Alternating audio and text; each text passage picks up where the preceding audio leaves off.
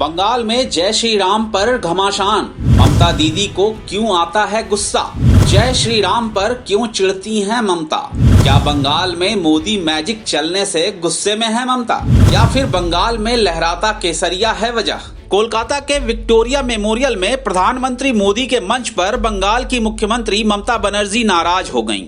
ममता जब भाषण देने पहुंची तो कुछ लोग जय श्री राम के नारे लगाने लगे। बंगाल में जय श्री राम नारे पर बवाल पहली बार नहीं हुआ है। साल 2019 के लोकसभा चुनाव में जब भी ममता के सामने यह नारा उछला तब वो नाराज हुई। उस वक्त ममता ने बीजेपी पर नारे को राजनीतिक रूप देने का आरोप लगाया था। अब मई में राज्य में चुनाव होने हैं, ऐसे में बीजेपी ने आक्रामक रवैया अपनाया हुआ है।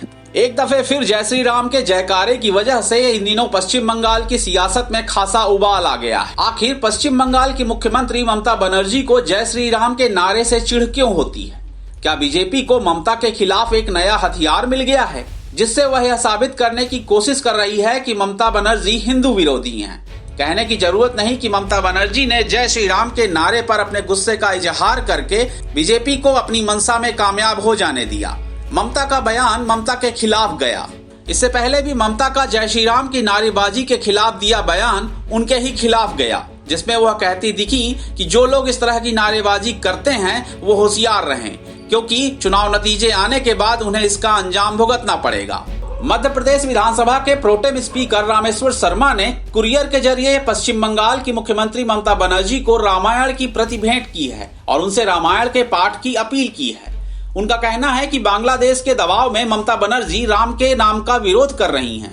राम नाम का विरोध करने वालों की आज क्या स्थिति है यह सब जानते हैं। उनका सब लुट पिट चुका है। उन्होंने कहा कि रावण से बड़ा किसी का साम्राज्य था क्या, लेकिन उसने राम नाम का विरोध किया और उसका क्या हश्र हुआ सबको मालूम है। पिछली बार जब जय श्री राम के नारे को लेकर ममता बनर्जी ने नाराजगी जताई थी, तब बीजेपी ने जय श्री राम लिखे 10 लाख खत ममता बनर्जी के पते पर भेजने का अभियान चलाया था। इस मामले में खुद की पार्टी को नुकसान पहुंचता देख ममता बनर्जी ने उस वक्त सफाई देने की कोशिश भी की थी। ममता बनर्जी ने कहा था कि उन्हें किसी भी राजनीतिक दल के नारे से कोई दिक्कत नहीं है। वो जय श्री राम जैसे धार्मिक नारों के पीछे भावनाओं को समझती हैं, लेकिन बीजेपी जय श्री राम के नारे का इस्तेमाल पार्टी स्लोगन के तौर पर कर रही है और ऐसे राजनीतिक नारों को थोपने की किसी कोशिश को हम बर्दाश्त नहीं करेंगे। ममता बनर्जी की छवि पिछले दिनों हिंदू विरोधी की बनती दिखी। ऐसा कहा जाने लगा कि उनके कई फैसले मुस्लिम वोट हासिल करने के मकसद से उठाए गए। आरोप लगता है कि पश्चिम बंगाल की 27% मुस्लिम आबादी को लुभाने के लिए ममता ऐसे फैसले लेती हैं। साल 2011 में सूबे की सत्ता में आते ही ममता बनर्जी ने इमामों को मासिक वजीफा देने की योजना चलाई। इसके बाद साल 2017 में जब दुर्गा पूजा और मुहर्रम एक साथ पड़ा तो ममता बनर्जी ने आदेश दिया कि पहले मुहर्रम के ताजिए निकाले जाएंगे और उसके बाद दुर्गा प्रतिमा का विसर्जन होगा। जाहिर है ममता के इस आदेश के बाद एक बार फिर से बीजेपी को हमले का मौका मिला।